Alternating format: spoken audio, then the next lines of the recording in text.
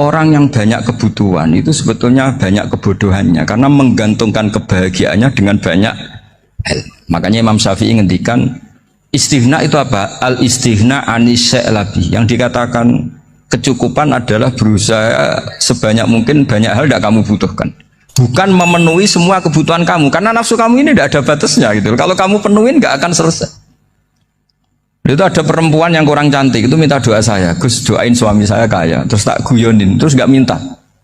Kalau suami kamu kaya, yang pertama dirubah itu apa? Rumah Gus, supaya rumah saya bagus. Kedua apa? Mobil, supaya mobil saya bagus. Nanti yang dievaluasi itu kamu. Mobil bagus, Alphard, rumah mewah, istrinya kamu pasti itu dievaluasi langsung nggak usah sudah gini aja kan.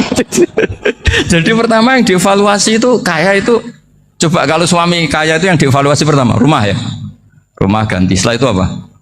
Mobil. Kira-kira berikutnya sehingga orang dulu itu saya ulang lagi ya, ada satu kearifan namanya hidup itu apa? Hidup itu adalah cari sebanyak mungkin supaya hidup itu tidak tergantung pada banyak hal. Sehingga misalnya cara berpikir orang-orang modern itu sebenarnya banyak orang-orang ilmuwannya nggak ngagumi Amerika. Bukan karena angkuh ndak. Untuk mempertahankan kebesaran negara sebesar itu, kebutuhan listriknya besar, kebutuhan tentaranya besar, kebutuhan apa. Sementara negara kayak Venezuela atau Swiss kebutuhannya ada banyak. Pertanyaannya, yang tergantung dengan banyak hal sama yang tidak tergantung banyak hal itu pinter mana? Kalau dibalik pertanyaannya gitu, negara-negara maju itu tidak keren kalau dibalik pertanyaannya.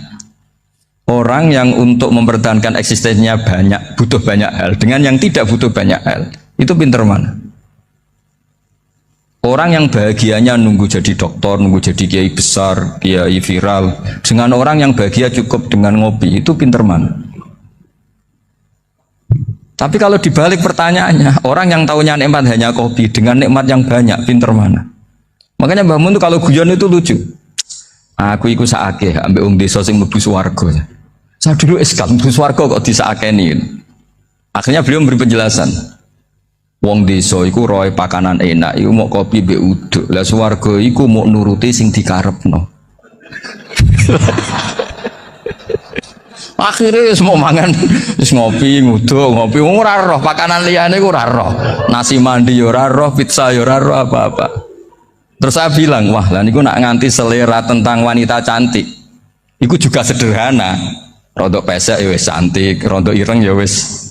Apa bidadarinya seperti itu? Karena saking nggak pengalamannya.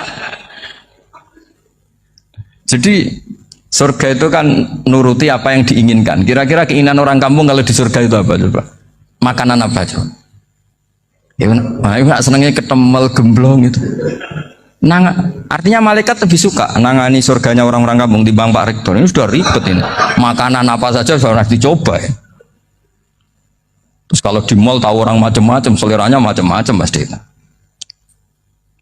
Enak mana kalau sampai jadi malaikat pelayan surga? Suka ngelayani orang kampung apa yang orang kota? Orang kampung kan. Jadi ya itu guyon ya, guyon tapi itu menjadi pikiran kita bahwa orang yang banyak kebutuhan itu sebetulnya banyak kebodohannya karena menggantungkan kebahagiaannya dengan banyak hal. Makanya Imam Syafi'i ngendikan istighna itu apa? Al istighna anis sya'labi. Yang dikatakan kecukupan adalah berusaha sebanyak mungkin banyak hal tidak kamu butuhkan. Bukan memenuhi semua kebutuhan kamu karena nafsu kamu ini tidak ada batasnya gitu. Kalau kamu penuhin nggak akan selesai. Itu ada perempuan yang kurang cantik itu minta doa saya, Gus doain suami saya kaya, terus tak guyonin, terus nggak minta. Kalau suami kamu kaya, yang pertama dirubah itu apa? Rumah Gus, supaya rumah saya bagus. Kedua apa? Mobil, supaya mobil saya bagus. Nanti yang dievaluasi itu kamu. Mobil bagus, Alphard, rumah mewah, istrinya kamu pasti itu dievaluasi langsung nggak usah sudah gini aja kan. Jadi pertama yang dievaluasi itu kaya itu coba kalau suami kaya itu yang dievaluasi pertama rumah ya, rumah ganti, setelah itu apa? Mobil. Kira-kira berikutnya akhirnya harus bagus, nggak jadi. Nabi Ibrahim itu pernah minta umur panjang. keren umur panjang. Sama Allah nggak dijawab.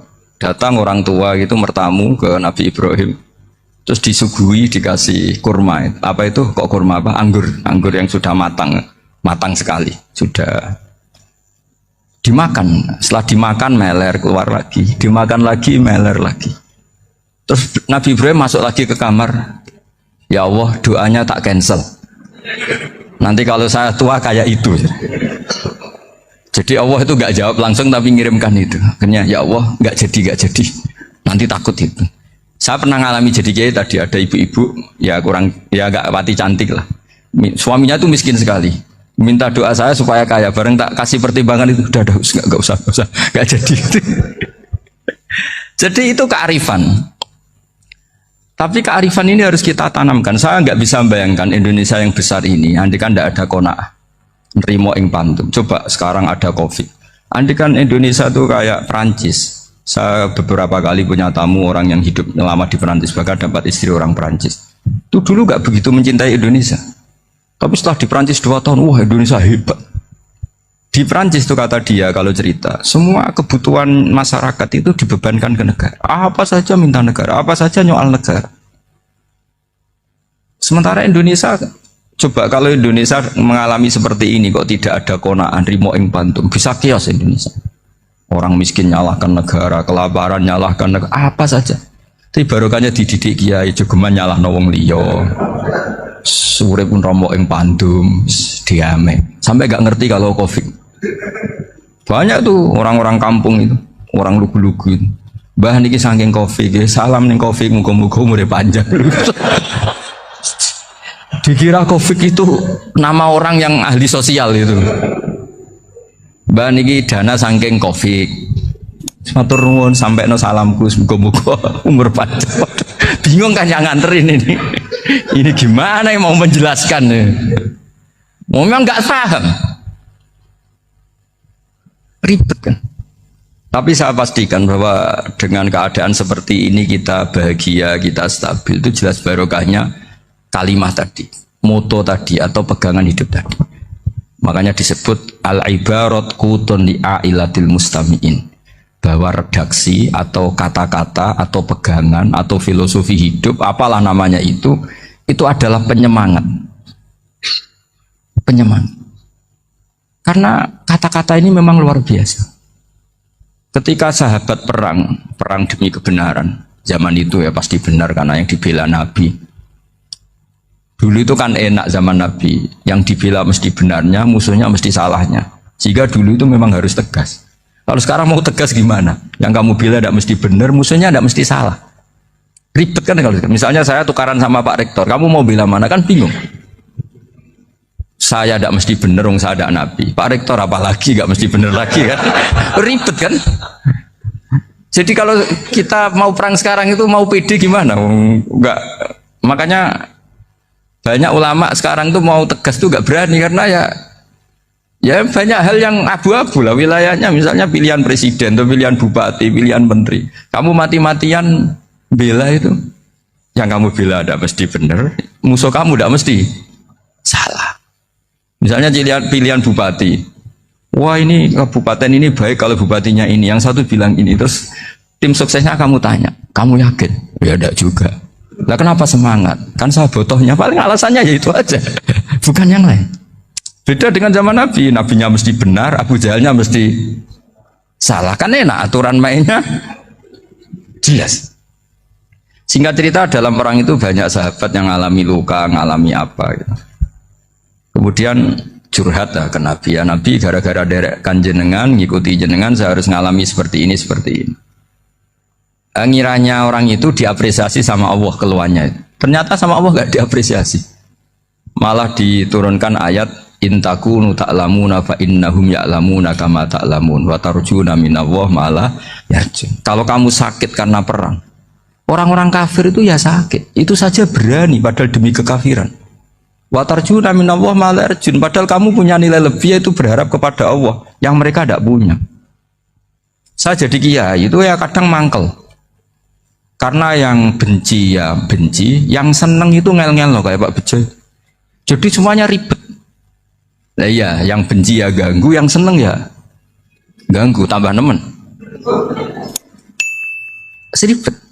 Tapi kalau sudah ingat bandar narkoba, mereka berhadapan dengan polisi, kadang ditembak karena kesalahannya terlalu fatal.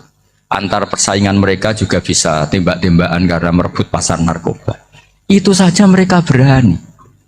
Kok kita yang jadi kiai kadang dicium tangannya, dihormati, gak berani, hanya takut apa ya, musibah-musibah kecil atau problem-problem kecil. Lah iya, kalau kita bandingannya gitu. Kalau kamu mau tahajud kedinginan, itu masih nanti dihisap Allah itu gitu. Maling ayam itu keluar malam-malam, hanya dapat ayam. Itu gak takut dingin. Ya gak takut digebuki masa. Kamu mau tahajud saja takut dingin. Makanya nanti hisapnya orang soleh itu nanti dijajarkan orang dolim. Terus diperbandingkan. Wah itu habis kamu kalau itu. Jadi misalnya Unisula mau rapat, tapi ini malam, kalau malam dingin nanti sama masuk angin. Wah anak-anak pang di perapatan aja berani kamu. Kalau sudah perbandingannya gitu tuh ribet kita nanti. Makanya itu kalimat itu moto atau filosofi hidup. Sehingga diulang lagi nasihat itu. Iyam saskum korhun fakodu masal koma korhum mislu. Kalau kamu kena luka, orang-orang yang nggak benar juga akan kena luka. Itu aja berani demi ketidakbenaran. Masa kamu demi kebenaran nggak berani? Akhirnya orang itu, ya itu kalimat, itu heroik. Makanya kita ini penting ya, makanya tadi himne Unisula dimulai kalimat thayyibah. Karena kalimat ini yang menjaga kita kalimat ini. Misalnya tentang Tuhan. Kenapa orang Islam imannya kokoh seperti ini, termasuk yang sudah hidup di Amerika, di Australia, di mana-mana. Itu ya barokahnya ajaran atau barokahnya kalimah. Saya sebut kalimah saya pakai bahasa santri.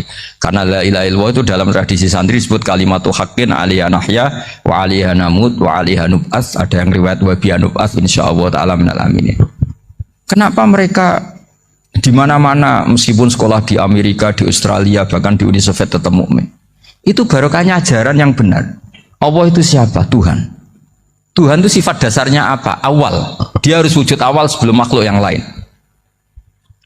Sehingga ketika ada negara yang maju, yang tertib, manajemennya tertib, masyarakatnya makmur, tapi punya Tuhan yang tidak seperti itu, tidak awal, itu sudah gak nyaman.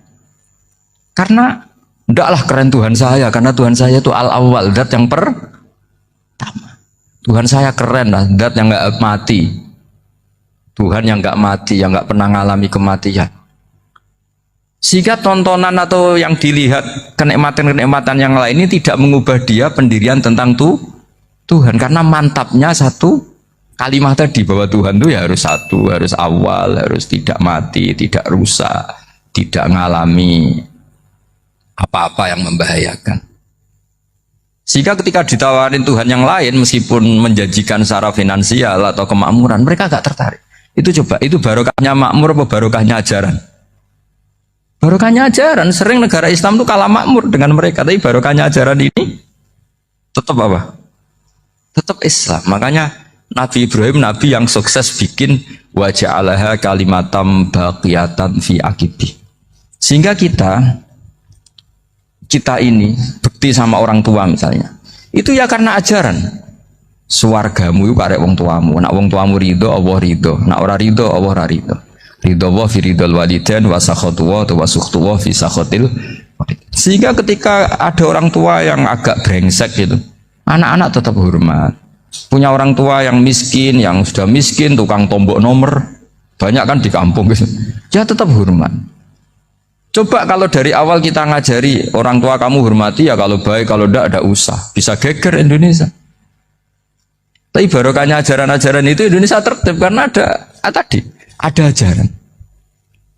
Nah ini di sini pesantren dan Unisula semua harus berkontribusi membuat ajaran yang benar itu adalah ciri utama Islam. Sehingga Islam ini dimulai dengan ajaran kalimatu haqqin alaiha nahya wa alaiha namut.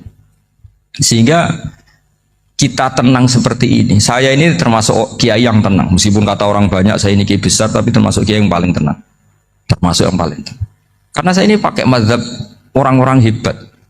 Saya berkali-kali cerita, orang kayak Imam Syafi'i itu orang yang luar biasa. Saya berkali-kali cerita. Orang yang tadi nyium tangan kamu ya Imam Syafi'i di belakang tuh ngerasani kamu, menghujat kamu. Jawabannya enak saja. Berarti saya alhamdulillah orang yang wibawa. Buktinya di depan saya nggak berani. Jadi enteng saja.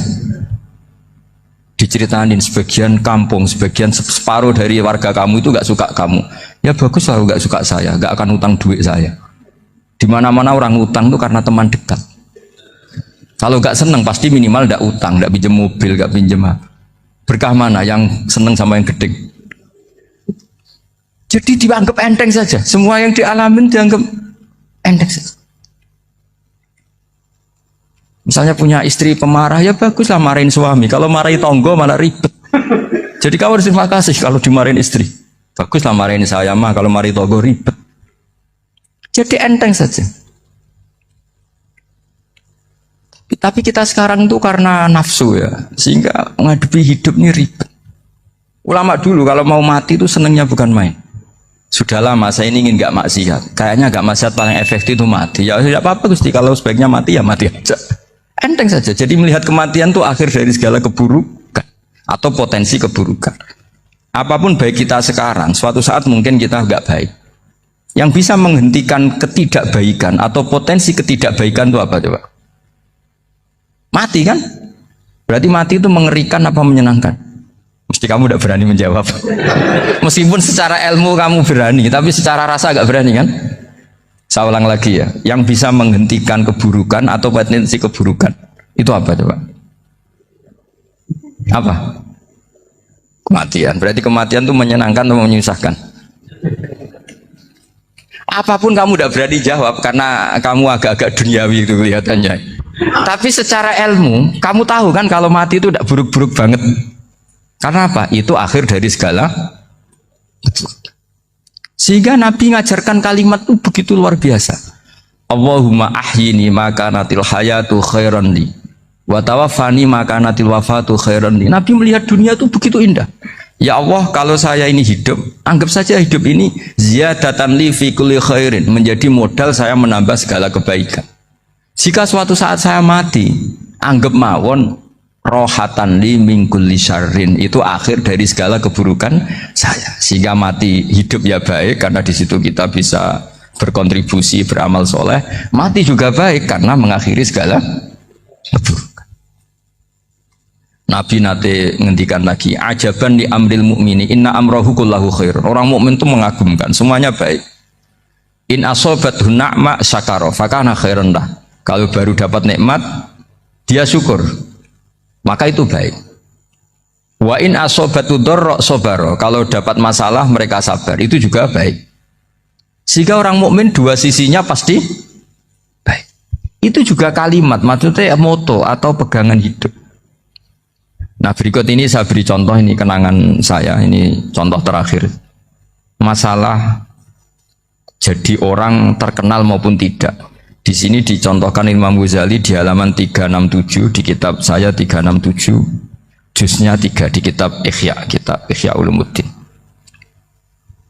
Di sini beliau cerita betapa untuk menjaga ikhlas sebaiknya orang itu tidak terkenal, tidak syuhrah, tidak terkenal. Oke, itu kita sepakat ya, karena kalau terkenal mungkin orang dipaksa publik dengan tanda kutip untuk selalu berbuat baik, tapi karena jaim lah, jaga image atau apa. Tapi ketika dibalik pertanyaannya, kamu rela yang terkenal itu orang nggak benar, sementara yang orang benar itu nggak terkenal.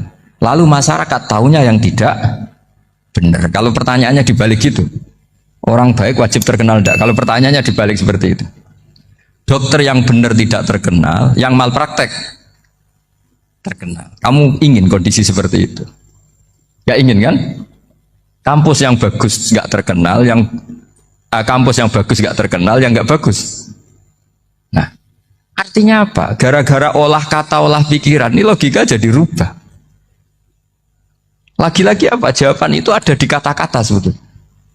Makanya bab-bab seperti ini tidak usahlah kita berdebat, berpolemik, sebaiknya orang itu humul, menutup diri, apa sebaiknya orang terkenal, itu nggak perlu seperti itu. Sudah terserah Tuhan saja. Makanya saya mulai dulu ngaji sampai sekarang itu ya tidak punya apa tadi, punya ikon tertentu atau punya website tertentu, enggak. Sudah terserah pangeran, sudah. Saya juga tidak sok suci materialistik atau enggak ya tidak mikir saya. Bukan apa-apa ya karena saya ini kiai, jadi biasa urusannya sama Allah, tidak sama makhluk. Jadi pusing kalau sama sarah-sarahnya makhluk itu pusing. Meskipun rektor kalau nasihati saya pasti tidak saya terima, itu tetap makhluk itu sudah ada ngefek kalau saya itu sudah ada itu. Bukan karena saya sombong, ya memang makhluk betul gitu, bukan. Cuma nasibnya bejo aja, tapi makhluk tetap makhluk. Saya beri contoh ya. Ini makalah yang ditulis Imam Ghazali. Ya, i'lam aslahakallah anna aslal jah wa intisarus sayyid atau sayyidi wal istihar. Wa huwa mazmum itu. Balil mahmudu al-khumulu illa man saharahu wa ta'ala linasri dini min ghairi takallufi talabi syuhrati minhu. Jadi kalau kamu ingin ibadah kamu selamat ya kamu jangan terkenal. Tapi resikonya adalah kalau kebaikan itu tidak terkenal maka gak dikenali. Kalau gak dikenali berarti masyarakat hanya punya percontohan yang tidak baik karena yang baik tidak terkenal. Jadi itulah ulama-ulama dulu. Jadi apa-apa itu dibanding-bandingkan. Kemudian nanti kelihatan jawabannya itu kelihatan. Jadi ulama dulu itu biasa ngarang misalnya afatun nikah, sisi negatifnya nikah.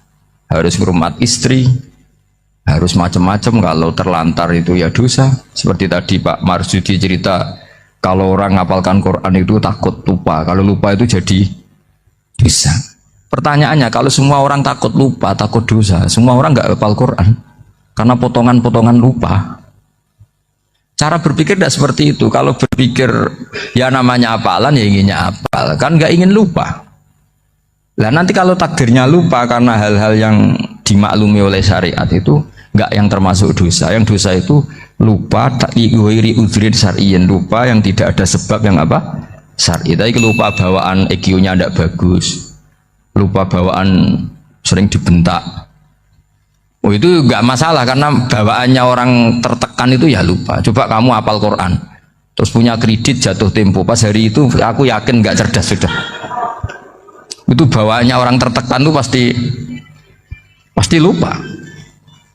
Jadi ya saya teruskan ya. Jadi terus ada makalah yang sangat bagus sekali tentang itu. Saya baca ya. Wa yadullu ala dzalika anna Allah azza wa jalla amaral anbiya'a bi idharil amali lil iktida wa khassahum bi mansibin nubuwah. Wala yajuzu ayyudhanna bihim annahum khurrimu afdolal amalen. Jadi orang yang terlalu mendewa-dewakan khumul itu menutup diri. Oke itu baik karena dengan khumul, dengan menutup diri Anda tidak riya, Anda tidak pamer. Tapi kata Imam Ghazali, kamu juga harus ingat di antara syaratnya Nabi itu harus mengumumkan kalau beliau itu seorang Nabi. Harus memaklumatkan kalau beliau seorang Nabi supaya bisa diikuti. Caranya sholat harus diumumkan sehingga Nabi itu mengatakan harus jamaah. Karena dengan cara jamaah itu bisa solu kama ra'aitumuni usolli. Coba kalau Nabi sholatnya nggak diperlihatkan, kamu harus sholat yang benar. Caranya gimana ya Rasulullah? Itu rahasia. Bingung nggak kira-kira? Bingung nggak? Ya misalnya amal rahasia selalu lebih baik. Terus ada pertanyaan, Nabi ngendikan kamu sholat yang benar. Caranya gimana Nabi? Ya itu rahasia. Terus gimana coba? Tapi Nabi ngendikan apa? Shollu kama ra'aitumuni usolli. Ya sudah kamu sholat, niru saya sholat. Berarti Nabi sholatnya diperlihatkan apa disembunyikan? Diperlihatkan. Jadi begitu juga saya berkali-kali bilang, orang tahu kalau itu bidan ya berdasar tulisan itu bidan. Tahu kalau itu dokter gigi ya itu dokter gigi. Jangan sampai gara-gara tidak ada tulisan mau beli alat bangunan di dokter gigi, mau periksa gigi di toko bangunan. Gara-gara apa? Nggak ada maklumat. Nah, di sini ulama-ulama selalu memaklumatkan dirinya. Termasuk Imam Ghazali ketika ngarang kitab dinamai Ihya Ulumuddin, bahwa kitab ini bisa menghidupkan ilmu-ilmu agama yang mulai hilang. Begitu seterusnya. Jadi ini ngaji ya. Jadi orang itu harus ngerti. Jadi jangan nuruti emosi sendiri atau logika sendiri. Bahwa saya suka humul, ya monggo, agama Islam menyediakan sarana itu. Uzlah itu ya punya sisi kebaikannya sendiri. Tapi syuhrah terkenal asal tidak nuruti nafsu juga punya sisi kebaikannya sendiri. Setidaknya umat ini punya satu master kebaikan yang mudah diakses. Tapi tadi saya ulang lagi, jangan karena hadun nafsi, jangan karena kepentingan pribadi. Makanya di sini disebutkan wa yadullu ala dzalika ay ala syuhrah annahu ta'ala amarul anbiya bi dzaril amal lil iktida. Allah selalu memerintahkan para nabi kalau ngamal kebaikan ya harus dimunculkan supaya bisa ditiru. Yaitu tadi kita tidak bisa bayangkan kan kalau misalnya nabi menyuruh kamu harus sholat yang benar, kemudian sholatnya nabi sembunyi. Lalu ditanya, nabi saya niru siapa? Wah itu rahasia, kamu nggak boleh lihat sholat saya saat takut tidak ikhlas. Ribet kan? Sehingga jamaah itu statusnya tetap harus. Nah bedanya harus ini ulama berpendapat harus yang apa? Fardu kifayah. Tapi fardu itu maknanya harus. Tapi bukan berarti kalau nggak jamaah sholatnya nggak sah, nggak. Tetap tapi statusnya jamaah tetap apa? Harus. Nah barokahnya harus ini orang yang baru sholatnya langsung benar karena ada yang diikutin. Coba kalau mantan dukun baru sholat terus sholat sendiri itu mesti mirip mantra itu. Karena dia tidak ada master percontohannya. Tapi barokahnya ada master, orang paling bodoh pun kalau sholat ya benar karena standar ada komandonya, ada imamnya. Sehingga Imam Ahmad malah berpikir keras, syarat sahnya sholat itu harus jamaah. Cara pikirannya Imam Ahmad keras sekali beliau. Sehingga kalau orang sholat sendiri kok ada orang lain yang maunya berjamaah harus bayar, orang itu harus bayar demi sahnya sholat. Itu madzhabnya Imam Ahmad. Tapi kalau madzhab Syafi'i hanya mengatakan itu fardu kifayah, yang kalau satu komunitas nggak mau melakukan semuanya apa? Dosa. Ya jadi ini sebelum sesi ringan tanya jawab, hanya 2 saja tanyanya, nggak boleh banyak-banyak, nanti nggak pulang-pulang saya. Jadi tak baca lagi biar dapat berkahnya Imam Ghazali. Wa qala qaumun asirru afdalu minal alaniyati. Terus kata sebagian ulama al alaniyah itu afdal minas sirri. Terus diperbandingkan baik yang mana amal dipertontonkan sama ndak. Terus kata Imam Ghazali, kalau orang itu bisa jaga tidak riya, maka sebaiknya dipertontonkan karena kebaikan harus yang muncul, bukan yang tidak baik yang muncul. Makanya ketika memaklumatkan diri sebagai ingin jadi generasi khairah ummah, itu kalau diterjemah itu kan wow, khairah ummah, umat terbaik. Itu kan kayak agak angkuh. Tapi nggak apa-apa, itu nggak apa-apa. Masa kita kampanye siap degradasi moral kan ya lucu kan, masa jualan gitu kan ya lucu. Kita memang ingin mengkhidmati ummah, berbakti dengan umat, membantu supaya jadi generasi khairan apa? Tidak apa-apa dimaklumatkan supaya dengan itu umat punya sarana. Oh kalau ingin jadi khairan ummah kuliah di sini, jangan lalu enggak gitu. Ya sama kita dokter, maklumatkan saja dokter gigi, dokter kandungan, dokter bedah. Sehingga orang kalau mau bedah ya jangan ke dokter kandungan. Jadi barokahnya maklumat ya. Jadi saya mohon sekali ini, saya sendiri sebetulnya orang yang nggak siap terkenal sebetulnya, tapi ya sudah terserah Allah saja. Kalau itu cara Allah menyebar kebaikan, ya monggo. Pokoknya kita tawakal saja sama Allah Subhanahu wa Ta'ala. Assalamualaikum warahmatullahi wabarakatuh.